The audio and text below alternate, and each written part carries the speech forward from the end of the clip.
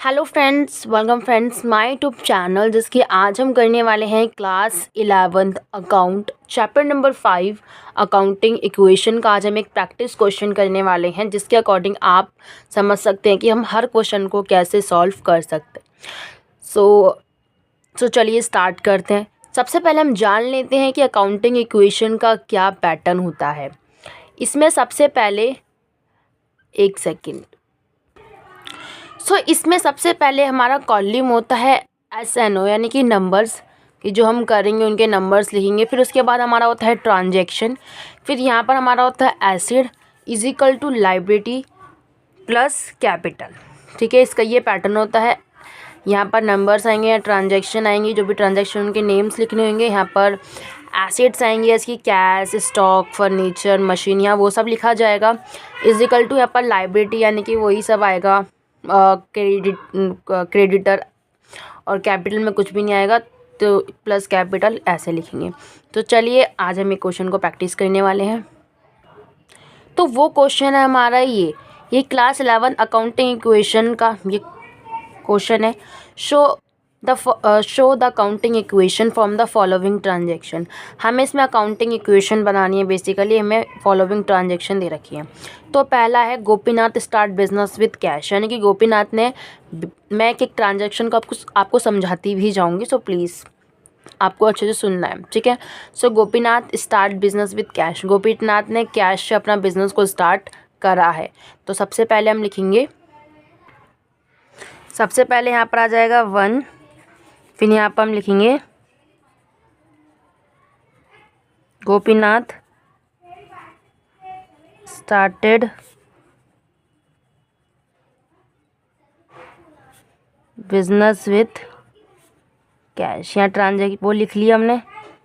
अब गोपीनाथ ने कैश से अपने बिजनेस को खोला है, सो यहाँ पर लिखते हैं, यहाँ पर कैश का कॉलम बनेगा, कितना अमाउंट है हमारा 25,000। तो हम यहाँ पर लिख देंगे 25,000, और 25,000 यहाँ पर इज इक्वल्स टू 0, प्लस यहाँ पर कैपिटल में 25,000 आ जाएगा, बिकॉज जो हम बिज़नेस में पैसा लगा रहे हैं वो हमारा एक कैपिटल है, ठीक है। सेकंड ट्रांजैक्शन देखते हैं। Second transaction set purchase good from Shyam. अब श्याम से गुड्स को परचेज किया गया है, यानी कि ये जो ट्रांजैक्शन है ये क्रेडिट ट्रांजैक्शन हुई है। कौन सी ट्रांजैक्शन हुई है? क्रेडिट ट्रांजैक्शन हुई है। मैंने गुड्स तो परचेज करे हैं लेकिन पैसों से नहीं, क्रेडिट से, पैसे नहीं दिए हैं। तो क्या होगा इसका अकाउंटिंग इक्वेशन देखते हैं। तो सबसे पहले तो हमें वही कॉमन चीज़ करनी है, सेकंड डालना है, then purchase good from Shyam. अब मैंने कोई गुड्स को परचेज करा है तो ऑफ कोर्स मेरे पास स्टॉक आएगा, तो यहाँ स्टॉक का कॉलम बन जाएगा 0।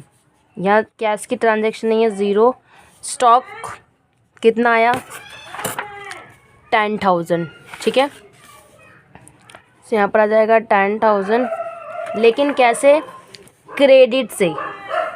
तो यहाँ पर एक क्रेडिटर का हमारा कॉलम बन जाएगा, यहाँ पर लिखेंगे 0 प्लस 10,000, कैपिटल कोई काम नहीं तो 0। अब यहाँ पर हमारी आ जाएगी न्यू इक्वेशन। न्यू इक्वेशन में हम क्या करेंगे? सीधा सीधा लिख देंगे नीचे 25,000 10,000 इज इक्वल्स टू 0। क्रेडिटर कितने हैं? 10,000, और कैपिटल कितना है हमारा? 25,000। तो यहाँ पर ये साइड और ये साइड इक्वल आनी चाहिए। यहाँ पर क्या 35,000, ये भी है 35,000, इक्वल है, ठीक है। सो अब हम करते हैं थर्ड बोल रहा है sold good to Sohan. Sohan को मैंने गुड बेचा है, कॉस्टिंग ये है, ठीक है। उसने मुझे पैसे इतने दिए हैं, यानी कि मैं 3,000 जो है उसमें मैं लॉस में गई हूँ। इतने का सामान मैं इतने में बेच रही हूँ, तो इतना तो मैं लॉस में गई हूँ। सो इसको देखते हैं अकाउंटिंग इक्वेशन में कैसे डालते हैं। इसको तो हमने एज इट इज़ लिख दिया, सोल्ड गुड टू सोहन। अब हमें ये पता करना होगा। देखो सबसे पहले तो क्या करा है, सोहन ने गुड्स, मतलब sold good to Sohan, Sohan को गुड्स बेचा है। कॉस्टिंग क्या है इतना, तो सबसे पहले इतना तो माइनस करेंगे स्टॉक से, क्योंकि हमारा इतना तो सामान गया ही है, ठीक है। तो 1800 रुपये जो हैं 1800 रुपये माइनस करेंगे। एंड यहाँ पर हम बनाएंगे डाटर का कॉलम बनेगा, फिर डाटर में आएंगे हमारे 1500, ठीक है।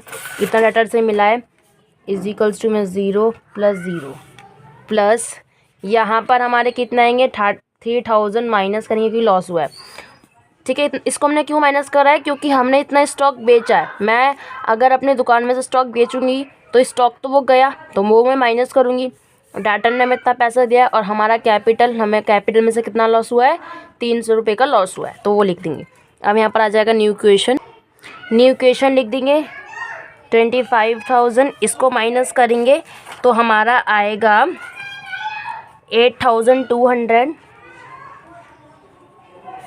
देन इसको एज इट इज़ लिख देंगे डाटर इज इक्वल्स टू में 0 + 10,000 एज इट इज़ लिख देंगे, फिर प्लस यहाँ पर आ जाएगा 24,700। इसमें से इसको माइनस करेंगे, ये साइड और ये साइड हमेशा इक्वल होनी चाहिए। 4th ट्रांजेक्शन करते हैं। 4th ट्रांजेक्शन कह रहा है Gopinath withdraw from business. Gopinath ने जो बिज़नेस स्टार्ट करा था कैश से, उसने अपने बिज़नेस में से बेसिकली कैश को विड्रॉ कर लिया, यानी कि निकाल लिया। कितना 5,000 रुपये उसने निकाल लिए। सो हमने ये तो एज इट इज़ लिख दिया कि गोपीनाथ विड्रॉ फ्रॉम बिजनेस, की गोपीनाथ ने बिजनेस से पैसे निकाल लिया। तो अब हम फर्स्ट ट्रांजेक्शन क्या करेंगे, सबसे पहले तो गोपीनाथ ने अपने बिज़नेस से पैसा 5,000 रुपये निकाल लिए। तो सबसे पहले तो हम कैश में से 5,000 रुपीज़ को माइनस करेंगे। तो यहाँ पर आ जाएगा 5,000 माइनस करेंगे, बिकॉज उसने अपने बिजनेस में से निकाल लिया। स्टॉक का कोई काम नहीं है, डाटर का कोई काम नहीं है, इज इक्वल्स टू में 0 + 0। कैपिटल में से माइनस करेंगे बिकॉज कैपिटल कम हुआ है उसका, ठीक है, इसी मारे हम माइनस करेंगे। सो यहाँ पर आ जाएगा न्यू इक्वेशन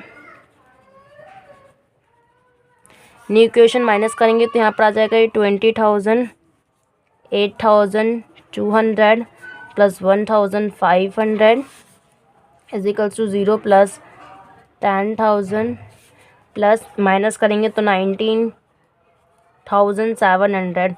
हमेशा ये दोनों इक्वल आएंगे, ठीक है। देखते हैं क्या आ रहा है। सो हमारा इक्वल क्या आ रहा है 29,700, 29,700। अगर आपका दोनों इक्वल आ रहा है इट्स मीन आपने आंसर बिल्कुल ठीक निकाला है। सो ये है पूरा आंसर, आप आराम से देखो इस क्वेश्चन का, ठीक है। So thank you all this video, I meet you in the next video. तब तक के लिए टेक केयर। सो प्लीज़ आपको थोड़ी सी वीडियो अच्छी लगी तो प्लीज़ वीडियो को लाइक, सब्सक्राइब, शेयर ज़रूर से करना। So thank you, bye bye.